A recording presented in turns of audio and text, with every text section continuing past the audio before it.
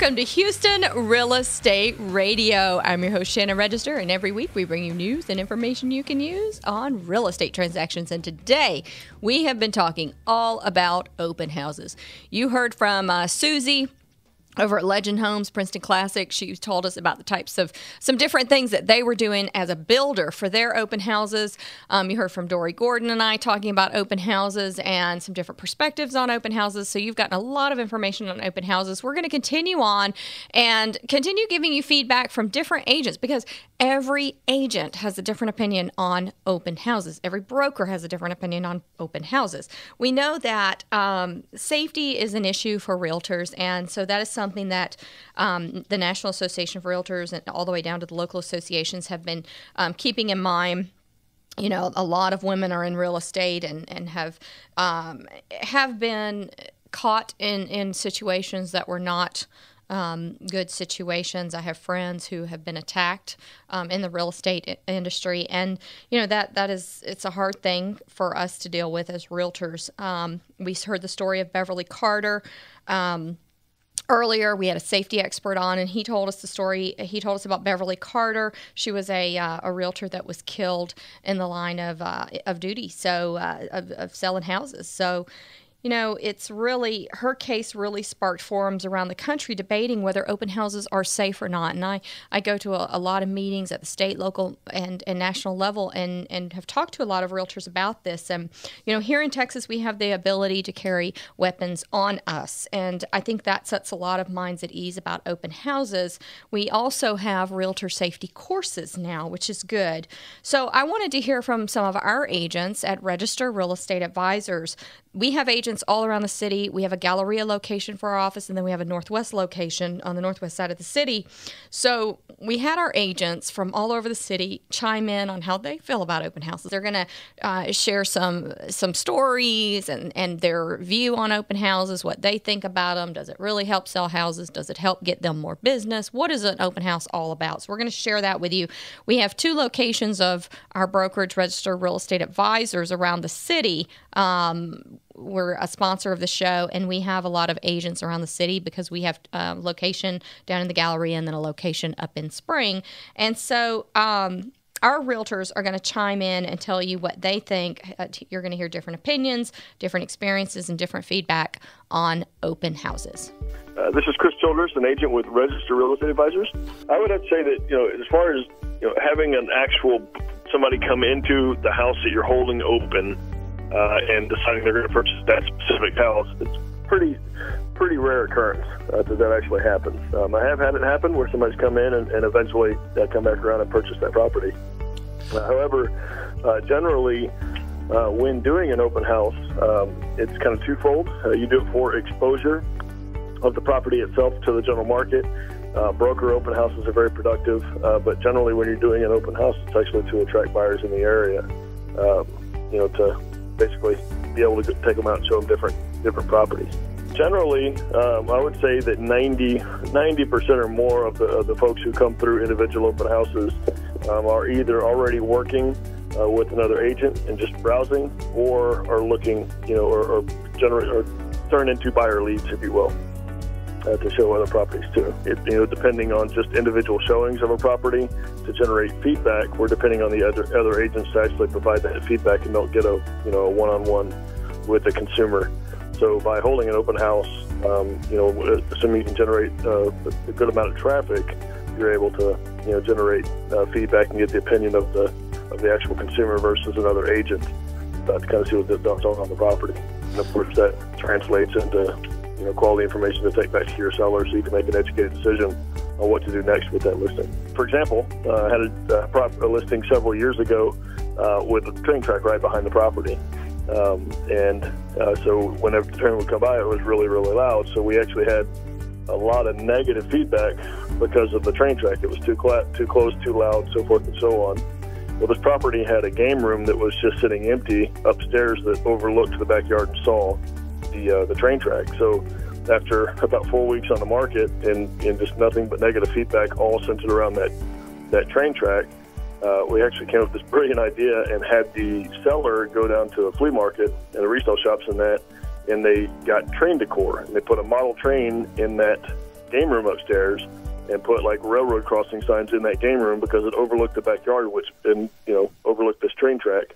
And we wound up selling it to a model train enthusiast, about 2 weeks later. I would say the most effective strategy naturally is social media, and you've got to be prepared and start early for that. So by doing either a commercial or a short video spot to syndicate to Facebook and publish out to the blogs and just kind of get a fan base out there to make it a party.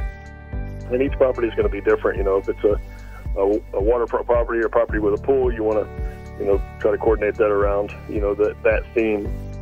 Just have some fun refreshments and music and just generate the party feel when you're out there. Houses with nice theaters, you want to appeal to the five senses when you're setting up an open house or doing any kind of a presentation. So the best thing is to you got to appeal to scent. Have some cookies or something cooking in there to generate that. To appeal to that. If there's a big nice theater in the house, for example, a home theater set up, get a Star Wars movie or something with a lot of energy and a lot of sound, and have that playing in that room just to appeal to the senses. Make sure all the windows are open, and then also try to the activity breeds activity. So it's not a bad thing to have people go and hang out on the open house with you. A lot of times, we find ourselves kind of rushing last minute to make the open house or to get it set up, and we find ourselves sitting there by ourselves waiting for somebody to come wandering in. It's a lot of times go in with a spouse or another realtor, or even have a friend come hang out with you, just to have the atmosphere of activity, multiple cars in the driveway, people moving around the house. Hi, I'm Cindy Henry, and I'm with Register Real Estate Advisors. Open houses are, I think, primarily for the seller, to let them know that you're putting out every possible effort, out there to sell that home for them. Not so much necessarily for the agent. Open houses are typically not well attended unless they're advertised well in advance. And there a lot of energy goes into doing that, and they go and they visit the neighbors and they knock on doors and they, plan for that event. Then you have more attendance coming, and then it is a productive process. As far as the seller goes, they could have some traffic that could come through, but I don't think a lot of sales comes from the open houses. I don't think it needs to be real long, because I think that people are going to come when the time slot's there for the most part. On Sundays, for example, I wouldn't put one up in the morning. I would do it in the afternoon and maybe do that for a couple of hours, and a time where people have had a chance to go to church or whatever their event they do that day, and then have their lunch and then come out, and then maybe just have some dessert or some snacks for them to have at that point. On a weekend, you could sometimes, depending on what's going on in the area, is there a big football game going on, or is there something happening that they would not come out because of this event? So it's just really kind of look at what's going on in the area and try to determine the best time that people might be willing to go out. Hi, I'm Dory Gordon, Vice President of Market Development at Register Real Estate Advisors and a broker associate. The value of doing an open house is to the realtor. It's a way that they can market themselves to the community and get potentially more listings, get potential buyers, and also just do both. Potentially, if someone walks in and they're a move-up buyer and they do not have a realtor, and let's say that house is $750,000 listed, they might have a house that's $350,000, and they would be in a situation that they would need, if they're not attached to a realtor, that they would need you to list their home before they bought that house. But potentially, maybe that house isn't the right house, but the right neighborhood. So again, not only can it be to sell that house, it could be a potential buyer for that neighborhood. One of the things we do is also market with new home sales. So it could be a way for that agent to develop a relationship with that particular builder, whether it's a custom builder or it's a production builder. And again, most relationships in business that flourish are, that develop, they do flourish. So it's a way to show the commitment to the custom builder or production builder that they're willing to market their product. I've had a successful open house in the last couple of years that had 20 couples, believe it or not. But sometimes you have a rainy day where you will have zero traffic. And in a way, you might look at that, the marketing still went out. So potentially some of that marketing might lead a buyer to the house in a different, so they might look at it in a different day. Maybe that buyer themselves wanted to stay in because it was a rainy day, and they'll make an appointment to see it on Tuesday. So nothing is lost in the marketing of an open house. And the upside too is potentially, would you want them invading your home with muddy feet or in a rainy situation? We've paired up with Landauer, Karen Landauer and Associates. They've been artists for over 50 years, Ruth Landauer, her mother, and she represents her aunt and about 7 artists here and in the New England area. And what we do is we combined an art show with an open house. And it just is a different avenue to bring in more traffic in the realtor community and in the public community. And what we will do is we'll showcase that house with art in each room and then advertise the home to be open on a Thursday, Friday, Saturday, Sunday. And then we'll do a pre-opening VIP event to the realtor community and guest list on, let's say, the Thursday, and then do public open houses, with light refreshments that Friday, Saturday, Sunday. It's something very unique. It has drawn traffic into the models. It's something a little different, I think, and so that's something that we're doing. Also, one of the things that we train our agents to do that is important is to do a broker realtor open house. And that is usually, I like that done within the first 10 days or 2 weeks, because traffic is highest statistically those first 5 weeks of the listing. So it's important for our agents to be on top of things. And our job is to market the home to get it sold. We will not necessarily bring that buyer for that particular home. So part of our job of marketing it is doing that realtor, broker, and broker open house to that broker community within the first 10 days. Hi, this is Grace Couch. I'm a broker associate with Register Real Estate Advisors. Well, I like to do a lot of open houses, and when I first became a new agent and I was not sure of myself, I found an excellent opportunity to get in front of buyers and sellers without really having to make a deal, where I could practice being a realtor, practice getting dressed, practice getting to the place, practice setting up my signs, wearing my name badge. The whole, the anxiety that you have or the anxiety that I had being with clients, it was short-lived at open houses, and that's why I loved them. And I did a lot of them. And then I also liked doing open houses because I found that was a good opportunity for me to be away from my home, away from my office, and have time for me to think about real estate. Just kind of like a meditation thing, when in between clients. As I have aged in real estate, the advantages have changed. And so as I got better with them, I was able to actually turn it into things like the best open house that I ever had was when the market was really down, and I did a rental open house. And when I priced the home, $5 cheaper than anybody else in the neighborhood. So like everybody else was going for $900. So I went for $895. And I got over 30 people that wanted to see the home just because it was priced the lowest. And so what I did was I had an open house that weekend, And I sent them all an email and asked them to come, and they all said that they would, and they did. And then I also generated a flyer for the other the other rentals in the neighborhood, and I actually got 7 rentals out of that. And then I actually got a client that I sold her a home about 6 months later. But now I prefer to do open houses that are vacant. And the reason I like the vacant open houses is because I have had people, like one time I had at a lady's house, and they lived there.